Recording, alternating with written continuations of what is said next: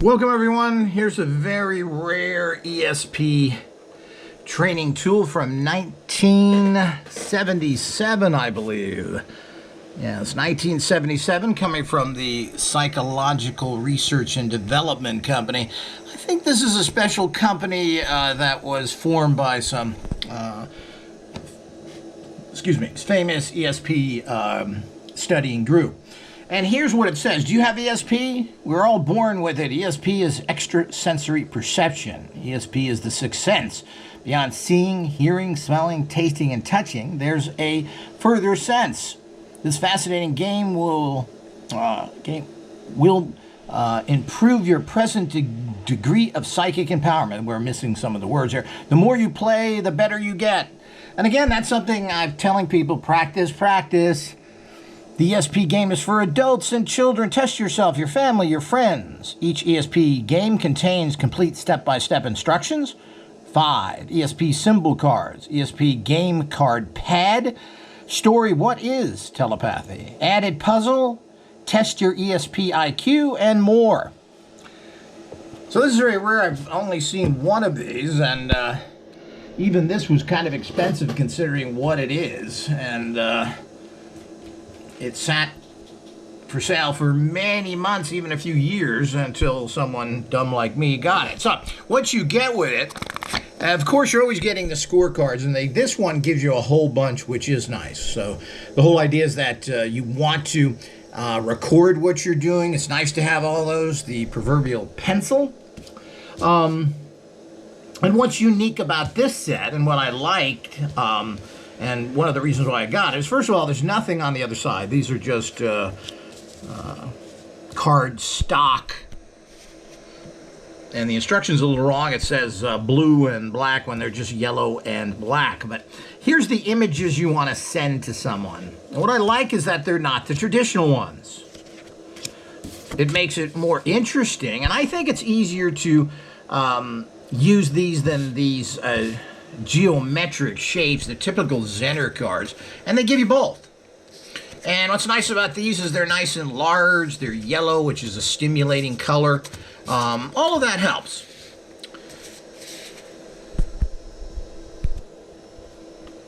And this kit is very much to the point, tells you what to do, how to do it in a few words, and has some fun things with it.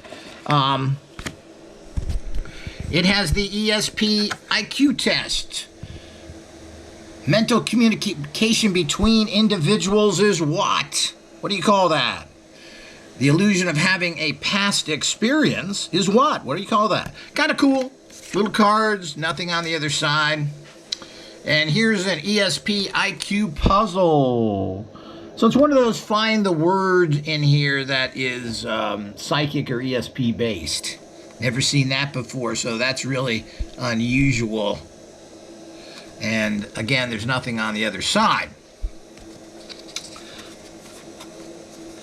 And of course, you have a little bit of instructions. ESP contains 2 separate sets of cards. I just showed you that, even though it says the blue set. Oh, where's that door? There is no blue set. It's all yellow. The sender receiver uses 5 different ESP symbols during each game. However, should the receiver feel a strong urge to use a symbol that's already been indicated on the score sheet, follow the strongest instinct and use the score sheet.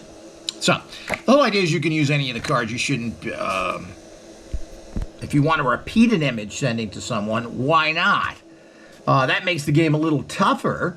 And of course, you want to keep things in the 1 in 5 chance anyway. So if you work with somebody and you start eliminating cards, it doesn't make sense. So, but let's get into this. What I like about this is it has this little booklet. Now, here's the instruction books.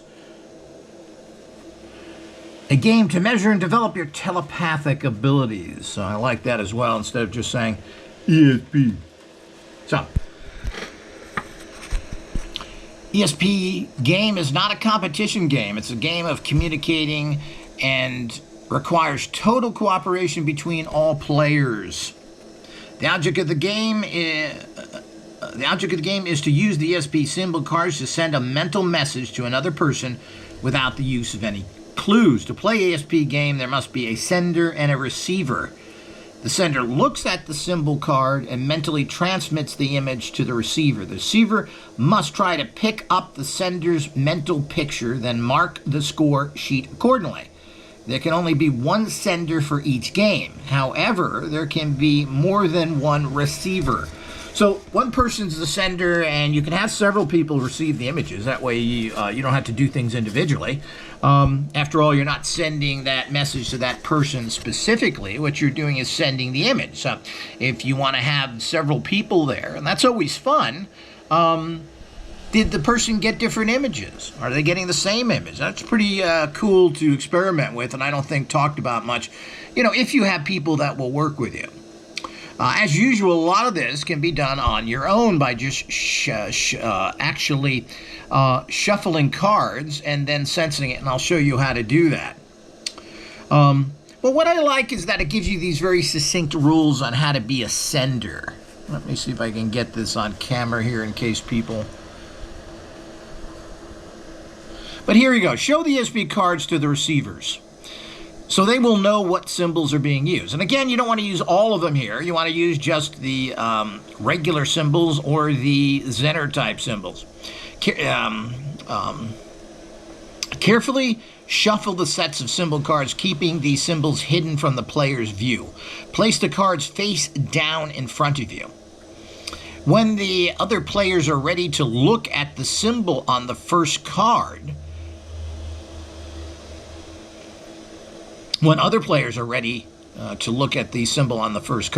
think about the symbol you see and say what it is over and over in your mind. Be careful not to mumble or move your lips.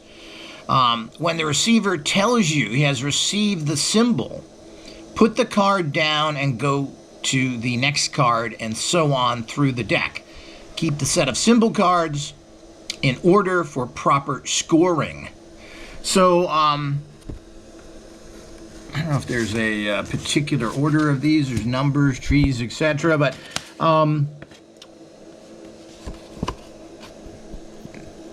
now the receiver. Remove all the distractions. The sender will show you 5 ESP symbols. Look at the symbols until you know them and can picture them in your mind. When you can do this, you're ready to begin to receive, and play should begin. As a receiver, you are supposed to try and pick up whatever is being sent to you. Using the score sheets, you indicate what was told you. So it's pretty straightforward, but I don't really like those kind of rules, and we'll go over how to send and receive a little better here.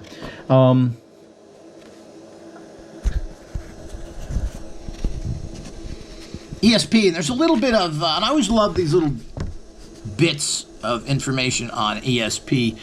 New York Times published an editorial showing that at least one great university, one intelligent investigator in the field of mental phenomena, are carrying on an organized research through which these conclusions have been reached. The editor briefly analyzed the work carried on by Dr. Ryan and his associates at Duke University. So it goes into here and talks about it.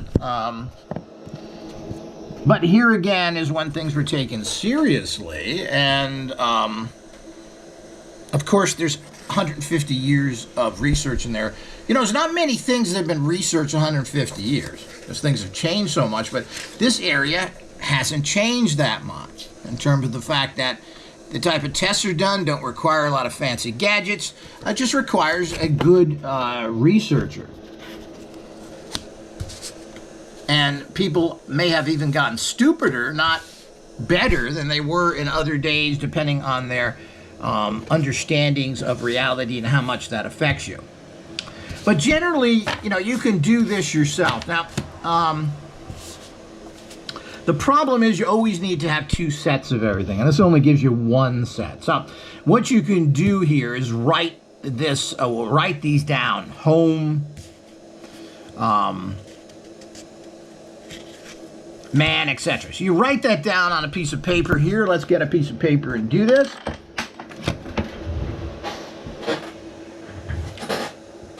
But this is what you do with everything, even if you're sending to someone else. So you write down what these are. House. There was a man.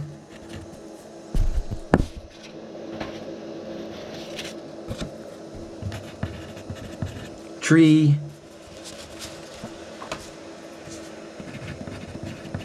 wheel,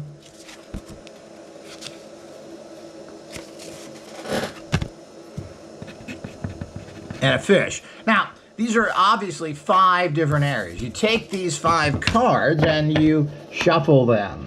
Now, this way you don't really know. You have a 1 in 5 chance of getting this right, and of course you've just shuffled them, so you have no idea what these are. And you have your list here. And what you want to do is, what is the top card here? And you can do this with any cards, playing cards, etc. But you want to have them represented here. This instruction tells you to think of it. Now, thinking about that drains your energy. Well, what were the symbols I was... So all your time is spent on that. And this is a problem in general, which is why I tell people, always have some representation in front of you. And it's the same thing with visualization.